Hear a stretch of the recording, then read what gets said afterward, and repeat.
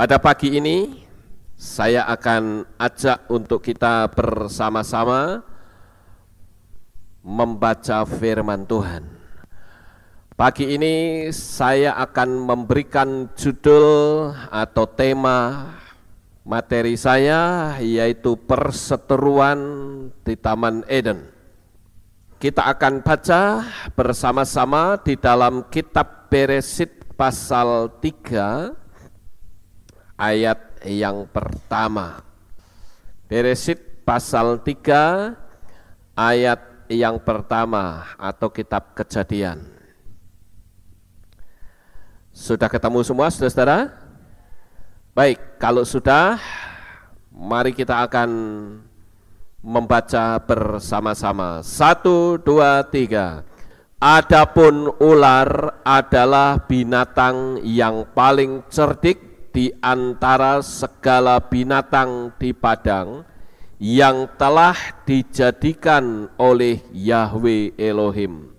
Dan dia bertanya kepada wanita itu, benarkah Elohim berfirman bahwa engkau tidak boleh makan buah-buahan dari semua pohon yang terdapat dalam taman itu? Sampai di sini pembacaan kitab suci kita. Nah, Bapak Ibu yang terkasih, saya rasa kita semua sudah terbiasa, sudah hafal dengan kisah tentang Adam dan Hawa, yang khususnya Hawa yang digoda oleh ular, sehingga Hawa jatuh di dalam dosa. Saya rasa kita semua sudah mengenal kisah ini. Tetapi barangkali saking mengenalnya kita tidak lagi mencurigai tentang apa sebetulnya yang sedang terjadi di Taman Eden. Pagi ini saya akan ajak Bapak Ibu yang terkasih untuk melihat siapakah sebetulnya ular itu. Ada 3 pertanyaan yang akan kita jawab, yaitu mengapa ular itu makhluk yang paling cerdas, dan yang kedua bagaimana ular itu bisa berbicara, dan yang ketiga bagaimana Tuhan menghukum ular sehingga berjalan dengan perutnya. Kita selama ini memiliki pandangan yang selalu sama. Bahkan dalam dunia kekristenan selalu sama, bahwa yang sedang berhadapan dengan Hawa itu sosoknya seperti ini. Ya, saudara-saudara. Namun pada pagi ini saya akan mengajak untuk kita melihat kepada kebenaran yang sesungguhnya. Dan karena kita melihat di dalam kitab suci yang berbahasa Indonesia, atau saya menyebut dengan teks Latin, maka inti kebenaran dari kitab suci itu sendiri mulai kabur. Tetapi pagi ini kita akan lihat kepada satu perspektif yang berbeda. Karena kita membaca dari huruf Latin, dan bahkan ceritanya sudah seperti itu, sehingga muncullah beberapa penafsiran yang ada di kalangan orang Kristen. Penafsiran pertama mengatakan bahwa ular itu dulunya berkaki, tetapi saya mengatakan penafsiran ular yang dulunya berkaki itu terpatahkan. Kenapa? Kalau benar bahwa dulunya ular berkaki, berarti secara logika sekarang tidak ada lagi ular yang berkaki. Kenapa? Karena sudah dikutuk Tuhan. Tetapi faktanya di dalam dunia ini masih ada ular yang berkaki. Nah, sampai di sini saudara paham atau tidak? Ya, pelan-pelan saya akan sampaikan kepada saudara. Sekali lagi, apabila orang menafsirkan bahwa oh dulu itu ular berkaki, tapi ketika dikutuk nggak punya kaki. Dan saya katakan berarti secara logika sekarang sudah tidak ada ular yang berkaki. Kemudian ada juga yang memberikan penafsiran yang lain, yang berkata bahwa ular itu dulunya ya seperti sekarang, tubuhnya panjang tetapi wajahnya manusia. Itu juga merupakan penafsiran. Kemudian ada juga yang mengatakan bahwa ular itu bisa saja dulunya bersayap, sehingga kita mengenal adanya ular naga yang bersayap, yang mulutnya menyemburkan api. Oleh karena itu saudara, semua pertanyaan-pertanyaan ini saya rasa akan tertutup apabila kita mau mempelajari dengan lebih teliti lagi tentang kebenaran ini, tapi dari sisi pola pandang Ibrani. Nah, oleh karena itu saya akan ajak untuk kita bersama-sama melihat tentang siapa sebetulnya sosok ular itu.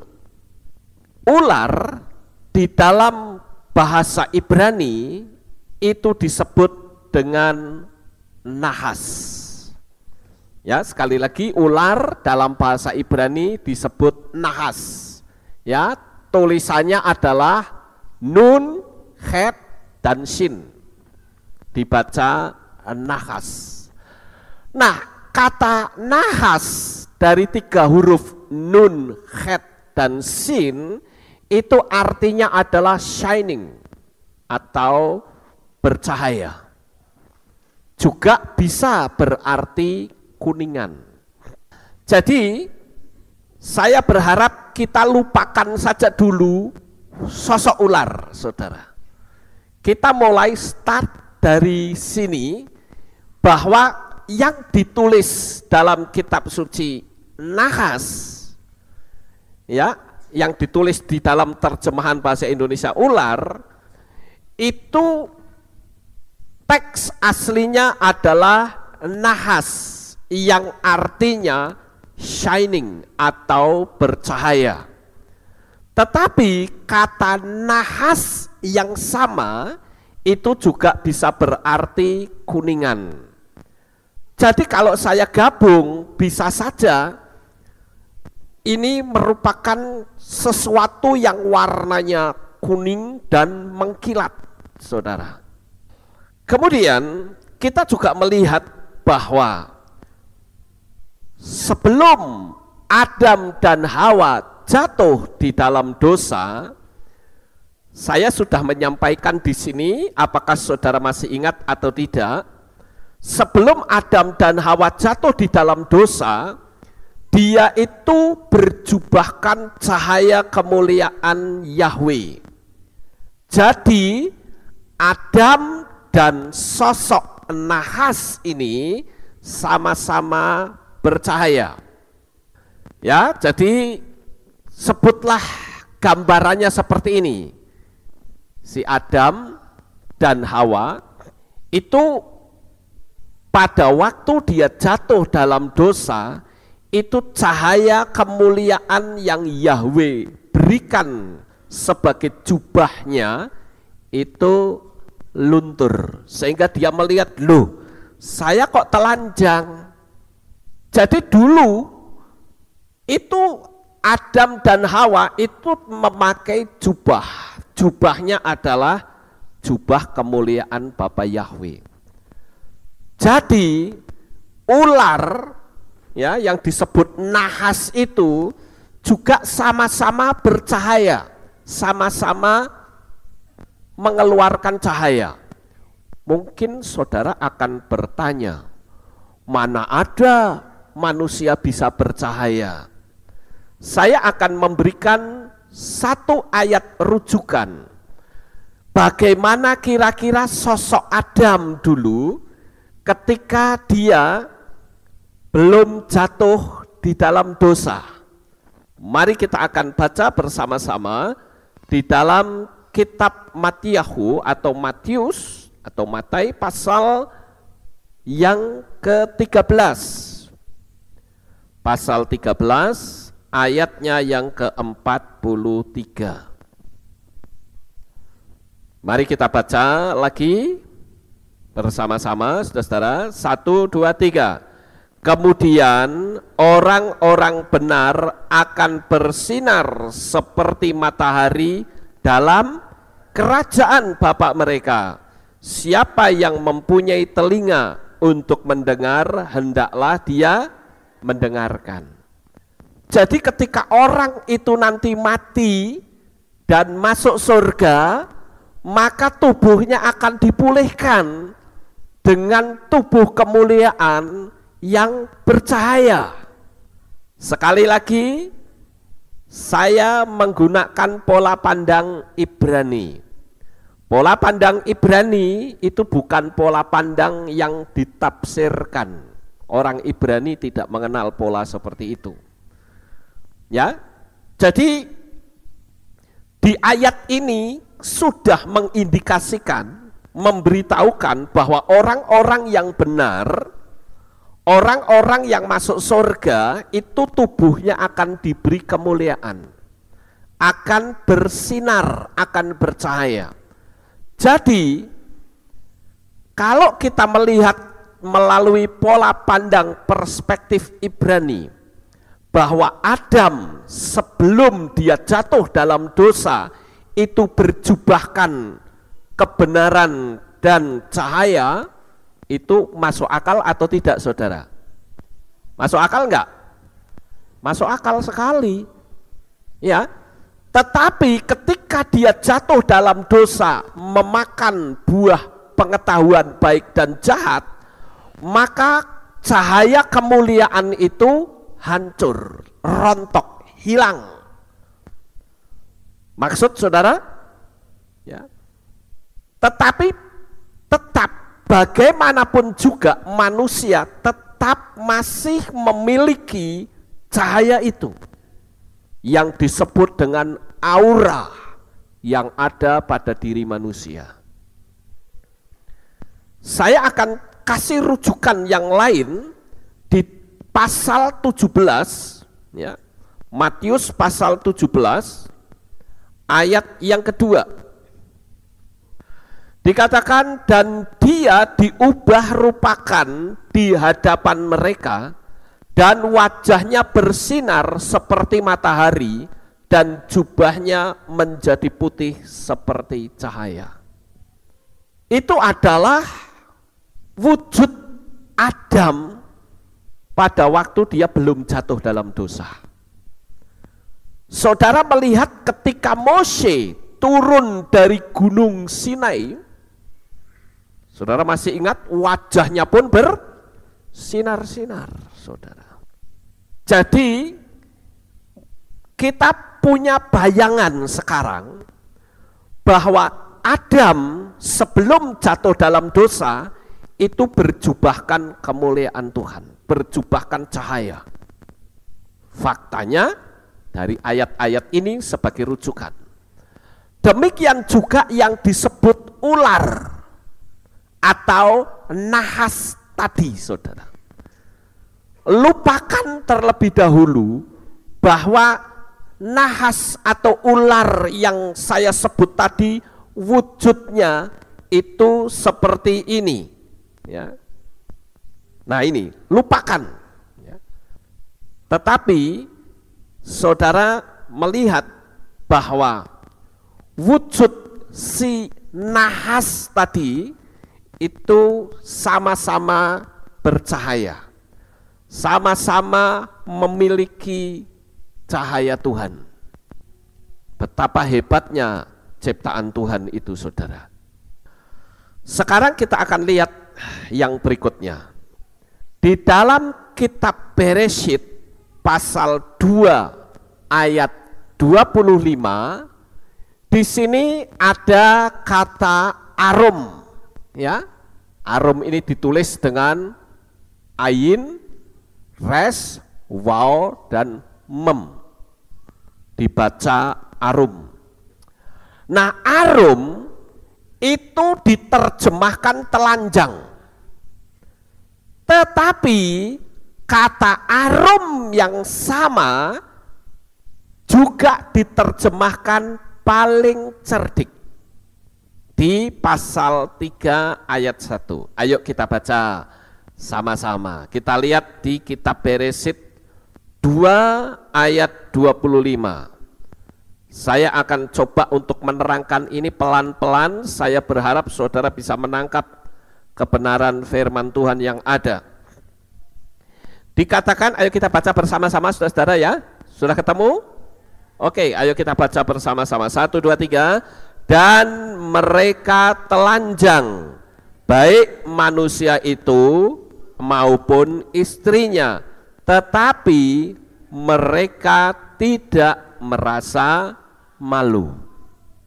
Kemudian di pasal 3 ayat yang pertama, ayo kita lihat pasal 3 ayat yang pertama. Mari kita baca lagi.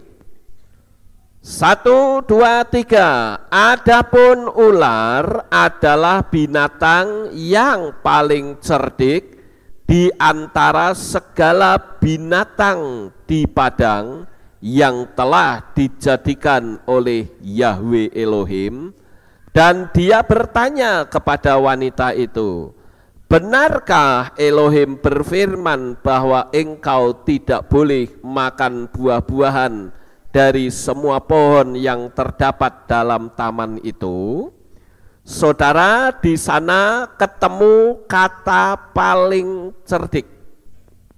Nah, kata paling cerdik dan kata telanjang itu sama-sama diterjemahkan dengan kata arum. Saudara masih bisa ikuti saya enggak nih? Ya, saya berharap saudara bisa ikutin saya. Saya ngomong pelan-pelan loh ini saudara. Ya, enggak cepet. Jadi saudara bisa menangkap kebenaran di dalamnya. Lalu apa kaitannya? Nah, saya akan tunjukkan terlebih dahulu di dalam teks aslinya. Di sini dikatakan wayihyu senehem arumim. Perhatikan kata arumim. Ya, kenapa kok mim? Ada akhiran im karena bentuknya jamak. Mereka kan jamak toh, betul nggak saudara? Mereka kan bukan satu, bukan tunggal. Keduanya telanjang itu sudah jamak, jadi ada imbuhan im. Jadi dikatakan di sini kata arum ini tadi terjemahannya apa? Telanjang. Kemudian di sini dikatakan juga ya di pasal yang ini, pasal 3 ayat 1 dikatakan wahana has hayah arum. Perhatikan, ini sama. Ya. Jadi kalau begitu apabila saya menerjemahkan ini di dalam bahasa Indonesia itu seperti ini kira-kira saudara. Dan mereka arum baik manusia itu maupun istrinya, tetapi mereka tidak merasa malu.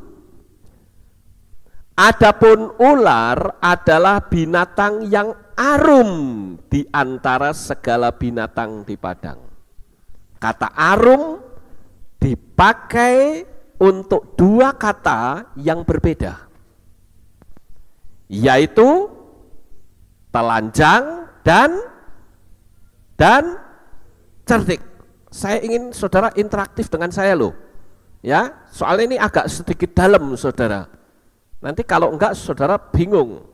Makanya saya coba untuk bicara pelan-pelan. Kalau kita melihat bahwa pemakaian kata yang sama itu merupakan kode ya, adanya kemiripan antara manusia dengan nahas tersebut. Saya ambil satu contoh hal yang nampaknya mirip. Kuda, keledai, dan bagal. Bentuknya sama kan saudara? Tapi beda. Ada horse, ada donkey. Terus bagal apa? Mule. Berbeda. Jadi tiga hewan ini kelihatannya sama enggak?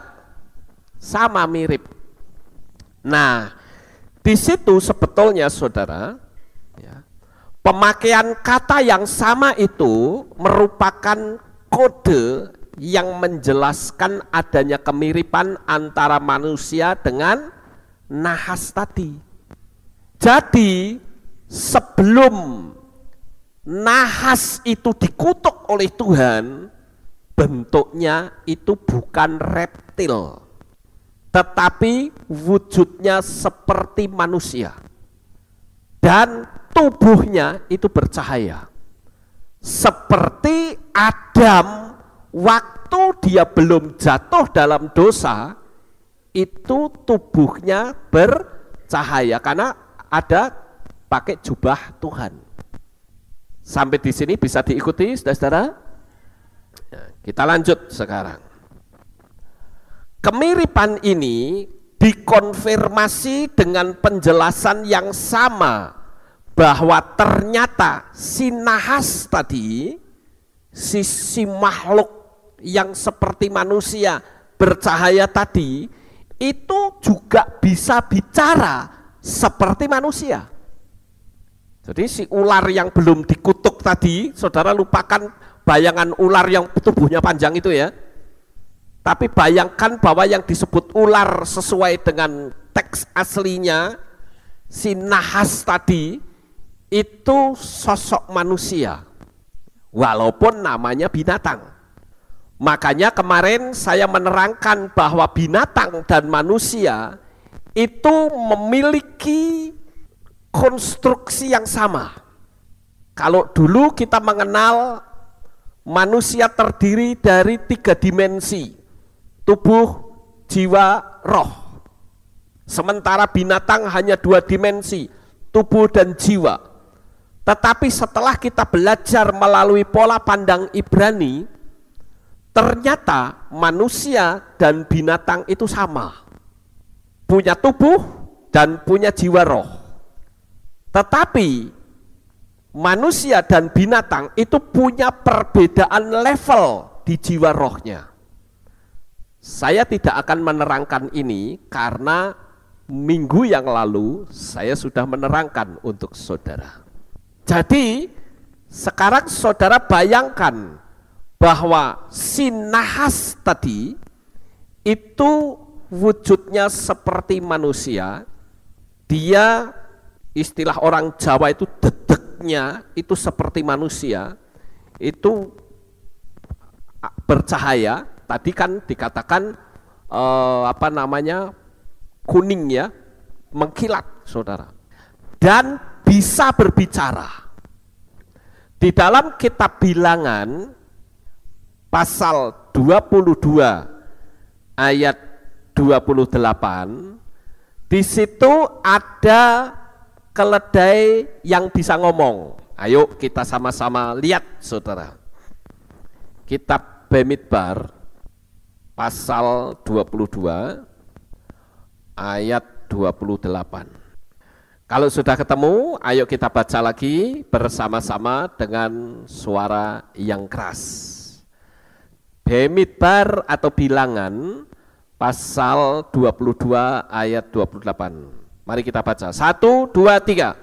Dan Yahwe membuka mulut keledai itu, dan keledai itu berkata kepada Bileam, apakah yang telah kuperbuat kepadamu sehingga engkau memukulku 3 kali ini? Nah, di sini saya akan coba untuk sedikit terangkan saudara-saudara.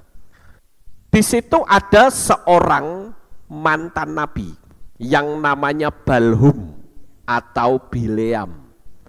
Nah, Bileam ini itu orang yang terkenal mulutnya itu mungkin menyebut dengan istilah sakti mandraguna. Jadi kalau Bileam atau Balhum ini berkata, kamu besok mati, orang itu mati, saudara. Besok kamu diberkati, orang itu diberkati. Itu mulutnya Bileam.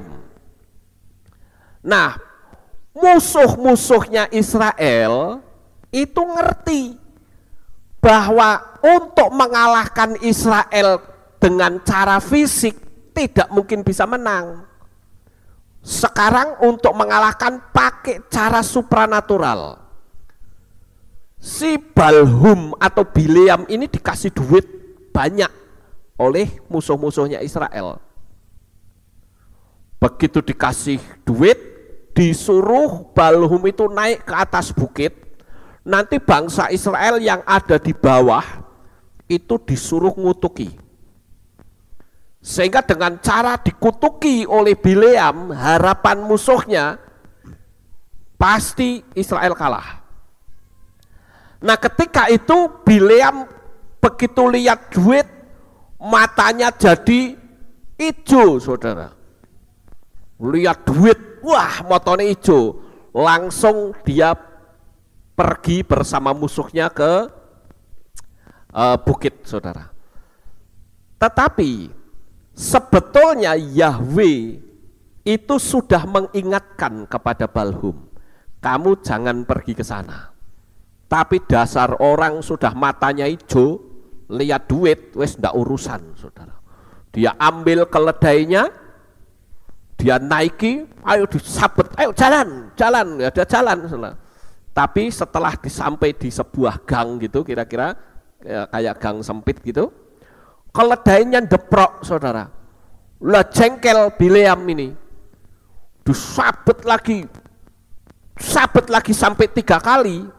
Tadi ayatnya bilang apa? Bapak Yahweh membuka mulut keledainya, sehingga keledainya itu ngomong gini, kok kamu mukulin aku terus tuh piye maksudnya? Harusnya Bileam kan kaget, loh keledai saya kok bisa ngomong? Tapi dasar orang yang motornya sudah ditutup sama duit, saudara, wes ndak urusan. Keledai ngomong malah dijek debat kusir sisan, saudara. Ini sakjane yang goblok itu keledainya apa Bileamnya, saudara. Nah, kisah ini yang tertulis, tapi saya sedikit lanjutkan supaya ceritanya bisa selesai. Ternyata keledainya itu melihat ada malaikat yang membawa pedang. Jadi dengan kata lain, kamu berani maju tak pateni kamu. Sehingga keledai itu ndeprok. Nah, tetap diajar, malah dijak debat kusir. Akhirnya ya sudahlah, lanjut terus, wes nekat lanjut terus, saudara. Sampai di atas bukit, dia tetap motonya masih hijau terus. Tetapi saya katakan pembelaan Tuhan terhadap Israel itu tidak bisa dihambat dengan cara apapun. Begitu Bileam akan berkata terkutuklah gitu ya, tiba-tiba lidahnya dipelintir oleh Tuhan sehingga yang keluar kata-kata diberkatilah. Lah musuhnya melenggong semua, saudara. Loh, aku bayar kamu loh, tak suruh ngutuki, kok sekarang malah memberkati. Nah, cerita ini selesai sampai di situ, saudara. Tetapi yang saya soroti di sini adalah keledai Bileam itu bisa berbicara karena mulutnya dibukakan oleh Bapak Yahweh. Jadi saudara percaya nggak kalau keledai ini benar-benar bisa bicara kayak manusia? Percaya nggak? Nggak tanggung-tanggung, dia bahasanya bahasa Israel loh, saudara. Luar biasa kan? Kita aja bahasa Israel masih belajar bahasa Ibrani ya toh. Ini keledainya bisa ngomong Ibrani loh. Tapi sekali lagi, tapi keledai pada umumnya tidak bisa bicara.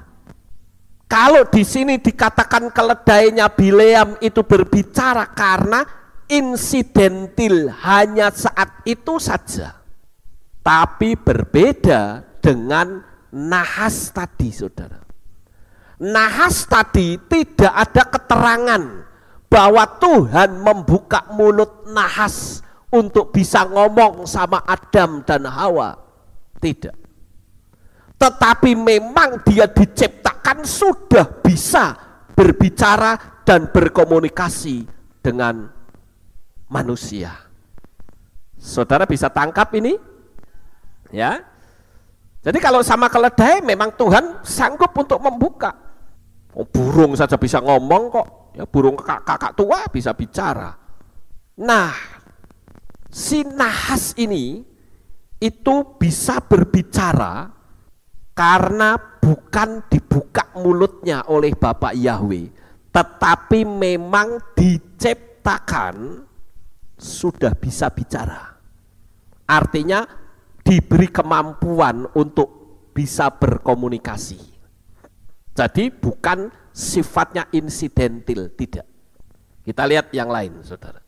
Yang lebih menarik lagi adalah bahwa si nahas tadi, si makhluk nahas tadi, itu punya angka gematria yang sama persis dengan angka gematrianya Mesias. Coba, ngeri nggak ini saudara? Jadi angka gematria saya sudah menerangkan kepada saudara, saya yakin saudara pasti sudah ngerti. Angka gematria itu kan begini ya, huruf alef itu nilainya 1, huruf bet nilainya 2, huruf gimel nilainya 3, huruf dalet nilainya 4, huruf he nilainya 5. Ya. Kemudian huruf waw itu 6, kemudian zayin itu 7, het itu 8 dan seterusnya. Itu angka gematria. Nah, angka gematria itu Yesua memberitahu bahwa orang yang bijaksana akan menghitung bilangan binatang itu. Dulu sesembahan kita yang lama itu angka gematrianya 666. Ya. Itu kekasih kita dulu saudara. Sekarang kita sudah tinggalkan. Kita enggak lagi menggunakan kekasih kita yang lama, nilainya 666. Tetapi kalau saudara melihat di sini angka gematria yang sama antara ular si nahas tadi dengan Mesias itu sama persis. Saudara lihat di sini, ya. Ini nahas kan, ya. Nun, het, shin. Nahas. Nun itu nilainya 50, het itu nilainya 8, shin nilainya 300, 358. Sedangkan Mesia, ya, mem, sin, yot, het, Mesia itu nilainya het 8. Ini kan juga 8 sama, ya. Yot nilainya 10. Shin nilainya 300, mem nilainya 400, jumlahnya sama 358. Apa artinya ini saudara? Ya, apa artinya ini? Artinya adalah, jadi kalau kita lihat bahwa angka gematria yang sama untuk dua kata yang bertolak belakang antara Mesias dan si nahas tadi, itu memiliki dua arti yang tersembunyi. Punya dua arti yang tersembunyi. Yaitu apa? Yang pertama, salah satu kata yang merupakan obat yang artinya berlawanan tersebut. Contoh, setan dan menorah punya angka gematria yang sama, yaitu 359. Artinya apa? Artinya menorah adalah obat untuk setan. Obat dalam tanda petik ya maksudnya. Nah, setan itu memasukkan simbolnya untuk menggantikan menorah. Saya ambil contoh. Ini kan menorah. Saudara tahu ini huruf apa? Huruf Ibrani kuno yang dikenal dengan Paleo Hebrew. Ini membacanya Yahweh. Simbol ini sangat berbeda dengan simbol ini. Ini simbol salib, saudara. Dan salib ini sekali lagi bukan simbolnya orang Kristen, bukan. Karena salib ini adalah simbol dari kepercayaan agama Babel kuno. Sementara kaki Dian itu adalah simbol dari jemaat Tuhan. Negara Israel itu juga simbolnya ada dua, bintang Daud dan kaki Dian. Bintang Daud itu yang pernah saya pasang di sini, itu bintang Daud. Itu simbolnya Israel. Simbolnya Israel yang lain juga ini. Nah, saudara yang terkasih, kalau kita melihat hal seperti ini, maka antara Nahas dan Mesia itu ada sangkut pautnya. Saya ambil contoh. Ya, Mesias dan Nahas itu merupakan obat untuk ular. Ini pernah didemokan dulu pada zaman Mose, ketika orang yang tidak taat firman Tuhan. Kalau saudara baca di kitab Bemidbar atau kitab Bilangan pasal 21, bangsa Israel itu kan bersungut-sungut, saudara, gresula, ya, mutungan, sehingga ketika mereka seperti itu dipagut ular di padang pasir. Nah, apa yang dilakukan oleh Mose dulu? Mose mendirikan tiang, kemudian dia bikin ular tembaga. Nah, itu untuk obat katanya. Siapa saja orang yang bertobat dan memandang kepada ular tembaga itu, orang tersebut sembuh dari sakit. Coba kita baca Bemidbar 21 ayat 9. Mari kita akan sama-sama baca kitab Bilangan atau Bemidbar pasal 21 ayatnya yang ke-9. Sekalian saya mau tanya, saudara masih bisa ikuti saya? Oke, bagus, puji Tuhan. Ayo kita baca Bemidbar 21 ayat ke-9. 1, 2, 3. Dan Musa membuat sebuah ular tembaga dan menaruhnya pada sebuah tiang. Dan terjadilah ketika ular itu memagut seseorang, lalu ia memandang ular tembaga itu, maka dia hidup. Jadi sembuh, saudara. Kemudian kita rujuk di kitab Yohanan atau kitab Yohanes. Yohanan pasal 3 ayatnya yang ke-14. Ayo kita baca lagi. 1, 2, 3. Dan sama seperti Musa meninggikan ular di padang gurun, demikian pula lah seharusnya anak manusia ditinggikan. Jadi di situ anak manusia dan ular tadi itu sama-sama ditinggikan dan memiliki nilai atau angka gematria yang sama.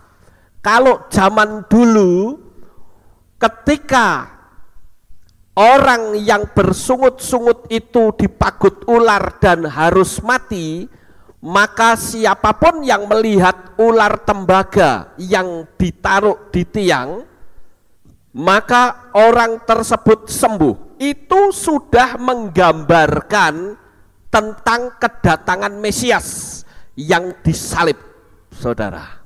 Ada kemiripan di sini, ya.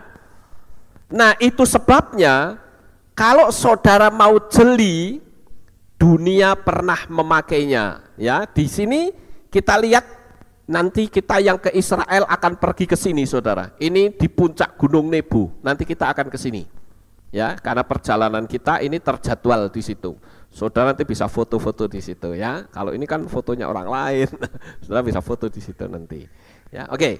Kita lihat next caption yang kedua. Kedua kata yang memiliki angka gematria yang sama hanya punya perbedaan tipis. ular tembaga yang seharusnya menunjuk pada Mesias akhirnya berubah menjadi Mesias palsu yang disembah oleh kerajaan Yehuda pada masa Raja Hizkia. Itu ada di dalam kitab Melechim Bet atau Dua Raja-Raja pasal 18 ayat 1 sampai 4. Makanya kalau saudara melihat di apotek-apotek di seluruh dunia, ya, selalu gambarnya mesti ular, saudara. Ya, ular sama cangkir gini ya. Ini sejak zaman Mesir dulu sudah ada. Yaitu sejak zaman Musa. Itu gambarannya ada diambil dari situ, saudara. Ular tembaga yang ditinggikan. Jadi siapa yang melihat itu sembuh gitu. Jadi intinya orang yang pergi ke apotek itu beli obat sembuh. Kira-kira begitu, saudara. Ya, jadi ini gambarannya. Kita tidak akan membaca kitab Melechim Bet, saudara catat saja bahwa ular tembaga yang bernama atau diberi nama Nehustan itu akhirnya disembah dan itu dilarang. Karena itu bukan itunya, bukan sosok tembaganya itu, tetapi itu adalah merupakan bayangan dari Sang Mesias yang disalib. Kita lihat yang berikutnya. Perbedaan tipis ini terletak pada kedagingan. Mesias artinya yang diurapi, ini sama dengan nahas. Nahas itu adalah merupakan Mesias yang tidak diurapi atau kedagingan. Nahas di Taman Eden seharusnya bisa menunjuk pada Mesias dengan terangnya dan kecerdikannya, seharusnya memberkati dan bukan menjerumuskan, tetapi ego dan ambisinya yang membuat dia jatuh. Sampai di sini saya bisa mengambil makna rohani dari materi saya. Yang pertama adalah jangan pernah kita egois, saudara. Kalau kita egois, apa bedanya dengan si nahas tadi? Sosok yang seperti manusia tadi, yang egonya kuat. Siapapun yang egosentris, maka dia ibarat seperti nahas yang sangat sombong. Nah, menurut kepercayaan tradisi Yahudi menjelaskan bahwa nahas tadi itu bukanlah reptil yang selama ini kita lihat. Yang kita lihat sekarang ini adalah sosok nahas yang sudah dikutuk oleh Tuhan. Jadi sebelum dikutuk itu sosoknya, dedeknya itu seperti Adam, seperti manusia. Tapi bersyukurlah karena Adam yang seharusnya itu dikutuk, enggak dikutuk, saudara. Yang dikutuk nahasnya dan tanah. Betul ya, saudara? Ketika manusia itu jatuh dalam dosa, apakah ular memberikan engkau makan dari buah pengetahuan baik dan jahat itu? Dan disitulah Bapak Yahweh mengutuk ular. Kita bersyukur loh, manusia Adam ini dia salah karena dia menerima buah pengetahuan baik dan jahat yang diberikan dari istrinya. Dia salah, dia bertanggung jawab mestinya. Harusnya Adam yang dikutuk, saudara. Tetapi ternyata yang dikutuk adalah nahas tadi. Dan yang dikutuk itu tanah. Saya katakan luar biasa kasih Bapak Yahweh. Jadi menurut kepercayaan tradisi Yahudi menjelaskan bahwa nahas tadi itu bukanlah reptil, tetapi makhluk yang mirip manusia, berjalan tegak, bercahaya, dan punya IQ yang tinggi dan bisa bicara. Itu wujud dari nahas si ular yang aslinya seperti itu, saudara. Baru setelah dikutuk, nah ini kesimpulannya adalah setelah dikutuk ular, ya, ini sekali lagi ya, ular itu seperti manusia, ya, dia punya intelijensi yang tinggi, dia bisa berbicara dan bisa bercahaya, persis seperti Adam, dan punya kecerdikan. Tetapi setelah dikutuk, berubah wujudnya seperti sekarang ini, kayak begini. Dan semua fasilitasnya dicabut, saudara. Kemampuan daya intelijensinya dicabut oleh Tuhan.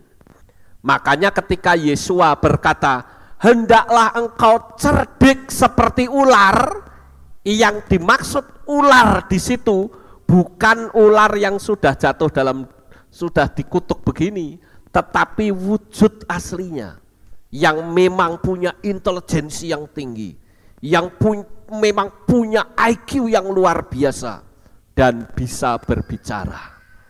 Itu adalah merupakan apa yang ditulis oleh kitab suci. Sekarang kita kembali ke Taman Eden, saudara-saudara. Kenapa?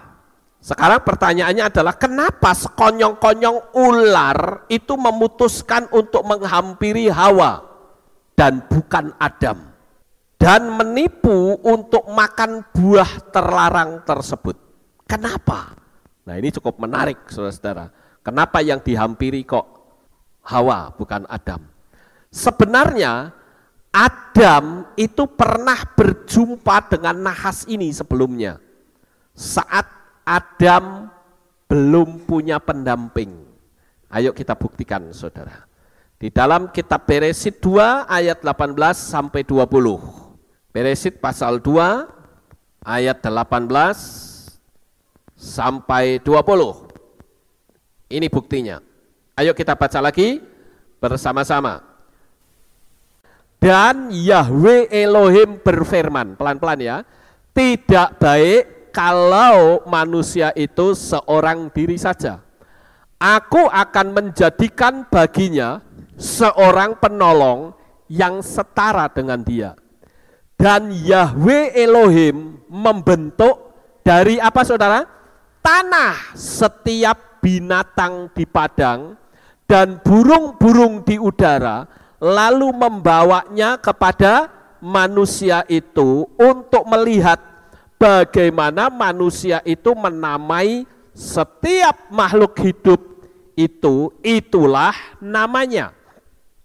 Demikianlah manusia itu memberi nama pada segala ternak, tentu termasuk si nahas tadi ya, pada segala burung di udara dan segala binatang di padang belantara, tetapi untuk dirinya sendiri tidak ditemukan seorang penolong yang sepadan baginya. Nah ini ceritanya waktu Adam masih sendirian.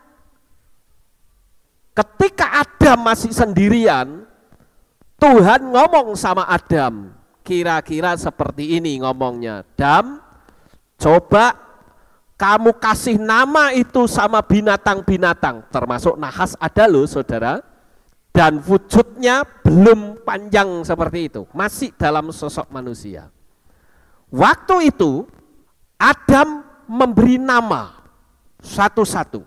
Cuman si nahas ini ada sedikit nggak suka dengan Adam. Kenapa? Karena dari sekian banyak binatang yang diciptakan oleh Tuhan, kitab suci mengatakan yang paling cerdik siapa? Nahas tadi. Betul ya, saudara? Yang paling cerdik nahas tadi kan? Dia punya cahaya, dia bisa ngomong, pinter. Lah kok tidak menjadi teman sepadan bagi Adam? Jadi disitulah sebetulnya sudah ada rasa tidak nyaman yang ada di dalam diri si nahas tersebut. Tuhan membuat semua binatang hutan dan membawanya kepada Adam untuk diberi nama. Dan Adam tidak menjumpai seorang penolong yang sepadan dengan dia. Nah, di sini ceritanya Adamnya masih tetap kesepian, saudara. Masih tetap kesepian. Saat itulah ya si nahas yang satu-satunya binatang yang paling cerdik dari segala binatang di darat, ya, kata segala binatang di darat itu dalam bahasa Ibrani ditulis dengan kata hayat hasadeh. Hampir tidak pernah dipakai lagi kecuali dengan ketiga ayat tersebut, ya. Nah, yang pertama adalah frase kata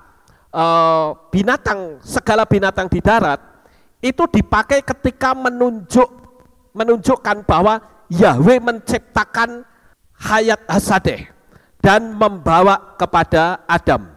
Kemudian yang kedua atau frase yang kedua dipakai untuk menunjukkan bahwa dari semua hayat hasadeh, Adam tidak menemukan satupun yang cocok atau layak untuk menjadi pendampingnya. Nah, yang ketiga, Torah itu memperkenalkan si nahas yang merupakan anggota tercerdik dari kelompok hayat hasadeh atau segala binatang di darat. Ternyata saudara-saudara, Adam memutuskan bahwa si nahas ini pun tidak cocok dan tidak sepadan dengan Adam. Padahal ada kemiripan yang nyaris sempurna sama sekali. Nah, menurut tradisi Midrash Yahudi menceritakan bahwa si nahas itu mempertanyakan hal itu juga dan merasa tertantang. Kenapa Adam kok memilih Hawa sebagai ratu di dunia ini? Sehingga yang menjadi ratu dan raja yang menguasai dunia kok bukan nahas yang sama-sama bercahaya, punya kepandaian. Karena di situ tadi setelah dia memberi nama, dia kesepian, dia toh tidak bisa menjadikan nahas itu teman hidup, tidak. Lalu karena Bapak Yahweh kasihan, maka Bapak Yahweh mengambil tulang rusuk Adam, diambil dan dijadikan manusia. Nah, disitulah Adam mulai merasakan sesuatu yang berbeda. Saya akan terangkan ini cukup dalam, saudara, tentang teman yang sepadan ini hebat sekali kalau kita lihat dari perspektif Ibrani. Ya, saya akan coba terangkan besok pada acara pemberkatan nikah massal, karena itu sesuai. Nah, saudara yang terkasih, di sini ternyata si nahas itu tertantang.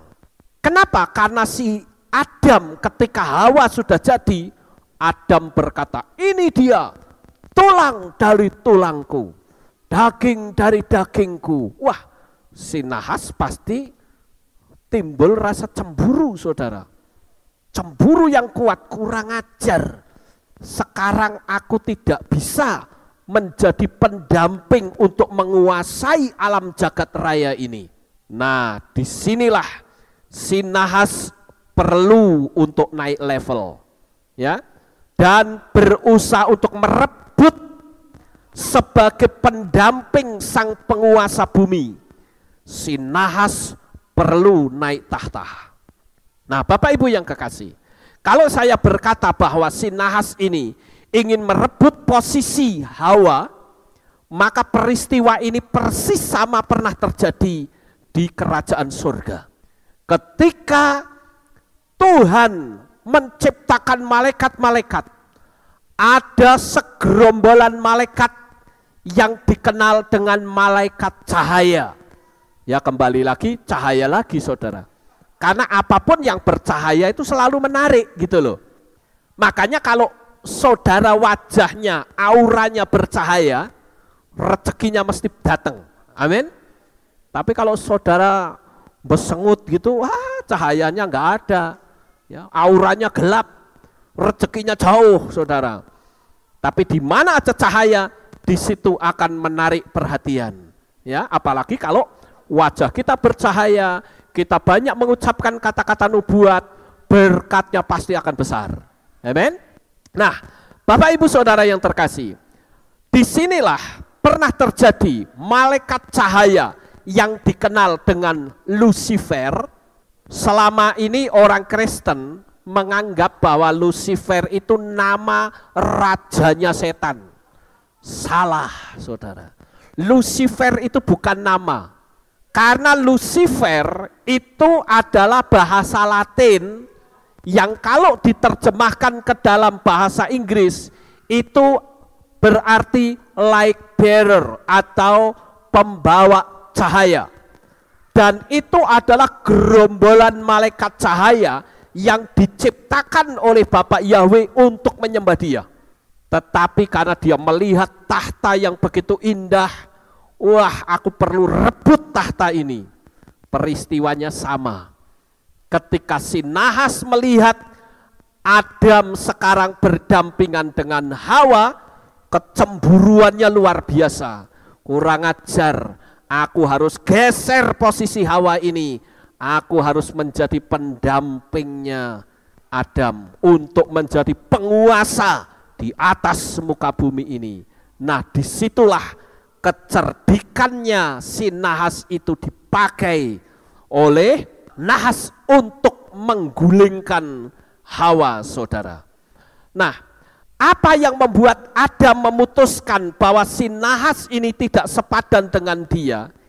Ini terbukti bahwa Adam itu sudah mampu mendeteksi bahwa nahas ini tidak sepadan. Kenapa? Seperti yang saya terangkan kepada saudara beberapa waktu yang lalu, bahwa manusia itu terdiri dari dua unsur, ya. Kalau dulu kita mengenal manusia 3 dimensi, tubuh, jiwa, dan roh. Itu pola pandang Yunani. Pola pandang Ibrani, manusia itu terdiri dari 2 unsur, tubuh dan jiwa roh. Nah, itu ibarat seperti komputer, software, dan hardware. Nah, Bapak Ibu Saudara yang terkasih, jiwa roh ini antara manusia dan binatang itu sama. Tetapi manusia memiliki level yang sangat banyak. Ada 5 level. Saya sudah terangkan kepada saudara. Saya tidak akan terangkan lagi. Ya. Nah, di sini sebetulnya Adam sudah mampu untuk mendeteksi bahwa nahas ini tidak sepadan. Dan itu dibuktikan karakternya ketika dialog dengan Hawa. Coba kita lihat di dalam kitab Beresyit pasal 3 ayat yang pertama yang tadi sudah kita baca. Di dalam teks bahasa Ibrani dikatakan, Afki amar Elohim lo toklu mekal etz hagan. Artinya, walaupun Elohim mengatakan tidak boleh makan dari semua pohon di taman ini, tapi sayang sekali kalimat dari si nahas ini belum selesai, sudah dipotong oleh Hawa. Tetapi saudara, nahas ini seolah-olah hendak berkata, walaupun Elohim mengatakan tidak boleh, emangnya kenapa? Makan saja. Tetapi dipotong oleh Hawa. Apabila memakannya, pastilah mati. Ya, itu dipotong oleh Hawa. Maka si nahas langsung mendebatnya dan berkata, sekali-kali kamu tidak akan mati, tapi justru kamu akan menjadi seperti Elohim. Nah, disinilah terjadi perseteruan debat kusir yang hebat, saudara. Disinilah sebetulnya Hawa sudah kalah dalam ucapan. Hal yang seperti ini kita bisa tarik kesimpulan. Apabila kita bisa disebut nahas, apabila kita menggunakan polanya si nahas. Saya ambil satu contoh. Kalau saudara melihat ada barang di situ, barang itu bukan milik saudara, dan saudara ada kesempatan untuk mengambil, maka naluri nahas ini akan muncul. Ambil saja barangnya. Hati nurani kita akan berkata apa? Jangan, dosa loh, itu bukan punyanya. Lalu si nahas ini berbicara lagi di dalam hati kita. Kalau tidak ada orang yang tahu, bodoh amat, ambil. Ini adalah polanya si nahas, saudara. Sama seperti misalnya ada orang lagi pacaran. Lagi pacaran, firman Tuhan katakan apa? Jangan engkau mencemari dirimu dengan perzinahan. Tetapi kembali ucapan nahas ini muncul. Enggak apa-apa kan sekali-sekali, enggak akan hamil kok. Kembali hati nurani kita yang baik, yang sesuai firman akan berkata, jangan loh, ya kalau enggak hamil, kalau hamil beneran kan bagaimana itu? Kembali lagi si nahas ngomong, kalau cuman sekali mah enggak bakalan. Akhirnya dilabrak dan jadilah malapetaka, saudara. Apa yang saya sampaikan ini, saudara bisa menangkap kebenarannya? Inilah polanya si nahas, saudara. Jadi dengan kata lain, dia hendak berkata, walaupun dia bilang tidak boleh, emangnya kenapa? Makan saja. Bagi binatang itulah memang nalurinya. Karena dia selalu akan berkata, bukankah keinginan juga berasal dari Tuhan? Contoh gampang, saudara. Saya itu dulu perokok berat. Saya dulu, ketika saya masuk menjadi orang percaya, saya itu langsung ditegur oleh papahnya Andre yang main keyboard. Dia tegur saya, wong Kristen kok isik ngerokok, ora oleh. Langsung saya berkata, kenapa tidak boleh? Tuhan menciptakan daun tembakau, itu kan artinya nanti bisa dipakai untuk rokok. Ya apa bedanya seperti nahas, saudara? Nahas juga berkata, keinginan itu juga ciptaan Tuhan. Kamu inginkan buah pengetahuan baik dan jahat? Ambil saja. Dan akhirnya apa? Akhirnya jatuh di dalam dosa. Orang juga berkata, di dalam kitab suci, saudara, dikatakan bahwa kita itu untuk masalah makan diatur oleh Torah. Ya, ada makan yang kosher, ada yang tidak kosher. Ya kan? Lalu saudara-saudara, kita mengatakan apa? Ketika kita melihat hal ini, saudara-saudara, maka kita akan berkata, loh, selera makan itu kan datangnya dari Tuhan. Ngapain kita bingung? Makan saja, nggak masalah. Makanan tidak bicara masalah keselamatan kok. Ya akhirnya apa? Kena jantung, kena stroke, mati, saudara.